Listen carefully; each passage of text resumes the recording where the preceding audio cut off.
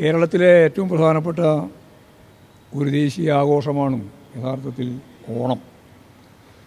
ഓണം വരുന്ന സെപ്റ്റംബർ ആദ്യം എത്തുകയാണ്.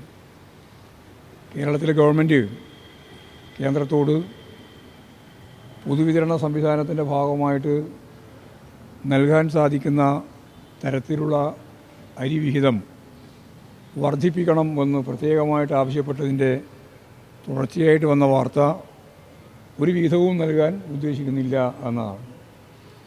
അരി കേരളത്തിന് നൽകില്ല, അരി ഇല്ലാതുകൊണ്ടല്ല, കേരളത്തിന് നൽകില്ല എന്ന നിലപാടാണ് കേന്ദ്ര ഗവൺമെൻറ് സ്വീകരിക്കുന്നത്. അത് തെറ്റായ നിലപാടാണ്. കേരളത്തോടുള്ള ഒരു യുദ്ധപ്രഖ്യാപനമാണ്. ഫെഡറൽ സംവിധാനത്തിൻ്റെ ഭരണഘടനാപരമായ നിലപാടിനോട് എതിരായ ഒരു സമീപനമാണ്. ആ സമീപനത്തിനെതിരായി കേരളത്തിലെ ജനങ്ങൾ ശക്തിയായി പ്രതികരിക്കും എന്ന് തന്നെയാണ് ഞാൻ പ്രതീക്ഷിക്കുന്നത്. എങ്കിലും കേരള ഗവൺമെൻറ് അരിവിഹിതം കേന്ദ്ര ഗവൺമെൻറ് തരാതെ ഈ പശ്ചാത്തലത്തിലും കെയർ റൈസ് കൂടുതൽ നൽകാൻ തീരുമാനിച്ചിട്ടുണ്ട്. അത് ജനങ്ങൾക്ക് ആശ്വാസം നൽകുന്ന ഒരു കാര്യമാണ്.